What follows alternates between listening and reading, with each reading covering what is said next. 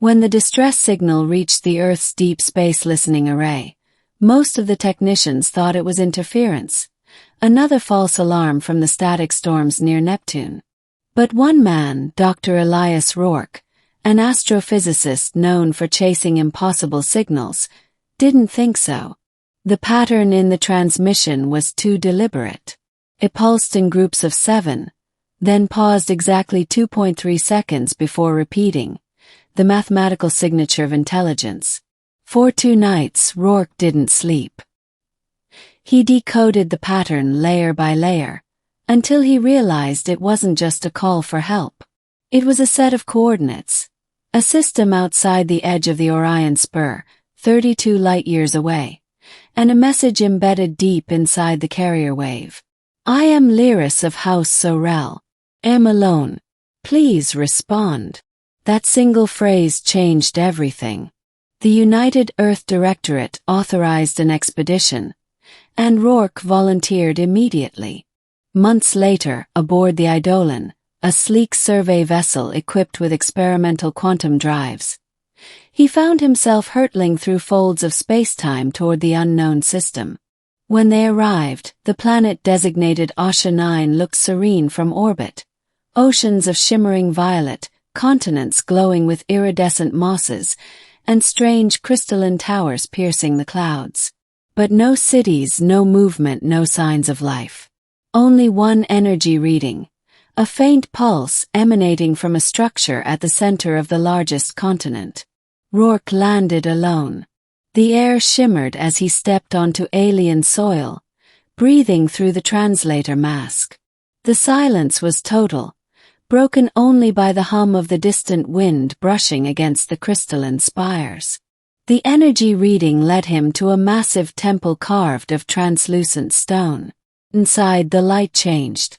The walls shimmered like liquid, reflecting stars that weren't in the sky above. And in the center, surrounded by an aura of pale blue radiance, stood a woman, tall, silver-skinned, her hair flowing like molten metal. Her eyes, vast and luminous, reflected entire galaxies. She looked at him and spoke softly, the words vibrating in the air rather than echoing. You came. Her voice wasn't merely sound. It was like being touched by music. Rourke froze. Lyris, you're the one who sent the signal. She nodded, stepping closer.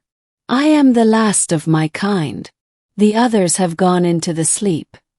An eternal suspension. Our sun is dying and we could not leave.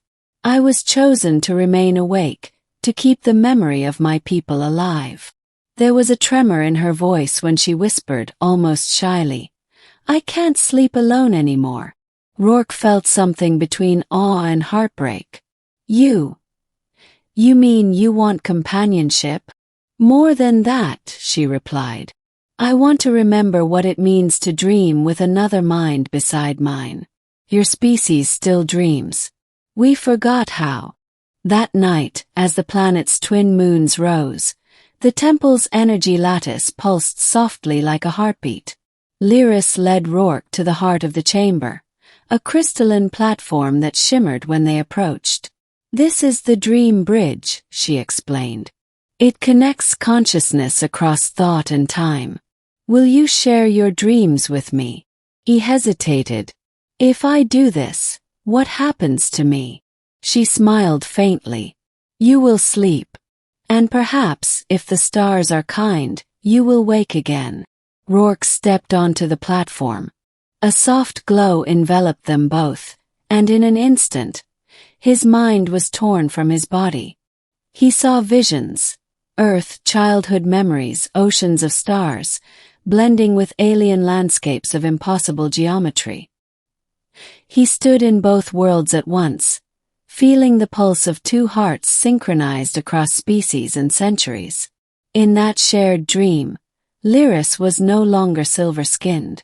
She appeared human, eyes of deep azure, a faint shimmer beneath her skin. They walked together through fields of glowing vines, beneath skies that rippled like silk. Why show me this? He asked.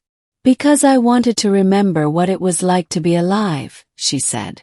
To walk beside someone who feels.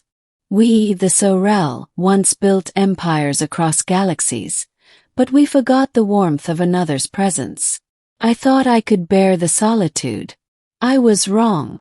Days, or perhaps hours, passed within that dream realm. Time was meaningless there. They spoke of humanity, of the fading light of her civilization, of how loneliness can echo louder than any cosmic silence. But every dream has an end. When Rourke awoke, he was back in the physical temple. His visor blinked. 26 hours had passed. Lyris stood beside him, her glow dimmer than before. "You're fading," he said. She nodded. "Our connection drained what little energy I had left. But before I rest, I must give you something." From her palm, a shard of pure light emerged. A crystal containing streams of data, symbols spiraling like living code. "This holds the knowledge of my people, our history, our music, our art. Take it back to your world. Let us not be forgotten." Rourke reached out, his hand trembling as the crystal touched his glove. "Lyris, come with me. We can bring you home." "You don't have to." Her expression softened. "I already am home, Elias.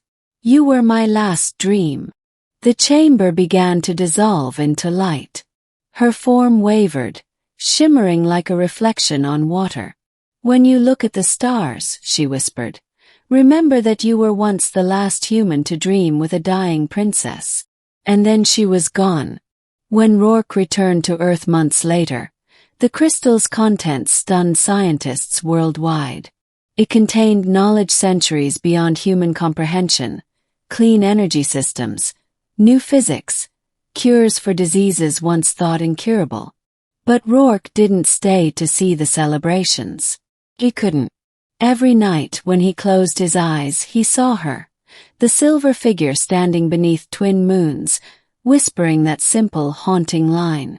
"I can't sleep alone." The dreams continued for years, each one fading a little more until one night, the stars in his vision aligned exactly like those above Usha 9. He understood then it was a call, a reunion across the void.